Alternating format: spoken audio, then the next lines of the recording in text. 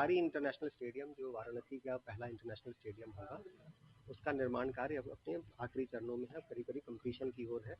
जो स्टेडियम है उसके आउटर स्ट्रक्चर का काम हमारा कंप्लीशन की ओर है, फिनिशिंग का काम वर्तमान में चल रहा है। जो पिचेज हैं वो सारे के सारे तैयार हो गए हैं। अभी आउटफील्ड जो हमारा ग्राउंड होता है वो तैयार हो रहा है। जो कंप्लीशन है हम लोगों ने लक्ष्य उसका अप्रैल 2026 का रखा है, उस समय तक वो पूरी तरीके से पूरा हो जाएगा।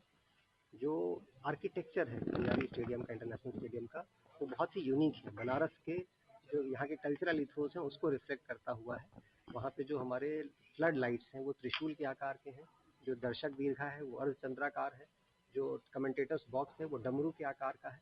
तो एक बहुत ही यूनिक आर्किटेक्चर है जो एकदम अद्वितीय एक इंटरनेशनल स्टेडियम के रूप में हमारा बनारस का स्टेडियम है उभर कर शीघ्र आएगा। सर, एक ठंड पर कर लेते हैं। सरकारी इंटरनेशनल स्टेडियम जो वाराणसी का पहला इंटरनेशनल स्टेडियम होगा, उसका निर्माण कार्य अब अपने आखिरी चरणों में है, करीब कंप्लीशन की ओर है। जो स्टेडियम है उसके आउटर स्ट्रक्चर का काम हमारा कंप्लीशन की ओर है, फिनिशिंग का काम वर्तमान में चल रहा है।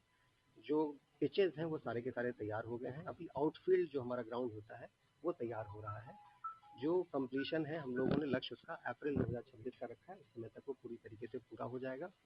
जो आर्किटेक्चर है कल्याणी स्टेडियम का, इंटरनेशनल स्टेडियम का, वो बहुत ही यूनिक है। बनारस के जो यहाँ के कल्चरल इथोस हैं उसको रिफ्लेक्ट करता हुआ है। वहाँ पे जो हमारे फ्लड लाइट्स हैं वो त्रिशूल के आकार के हैं। जो दर्शक दीर्घा है वो अर्धचंद्राकार है। जो कमेंटेटर्स बॉक्स है वो डमरू के आकार का है। तो एक बहुत ही यूनिक आर्किटेक्चर है जो एकदम अद्वितीय एक इंटरनेशनल स्टेडियम के रूप में हमारा बनारस का स्टेडियम है उभर कर शीघ्र आएगा। सर, एक ठंड पर कर लेते हैं।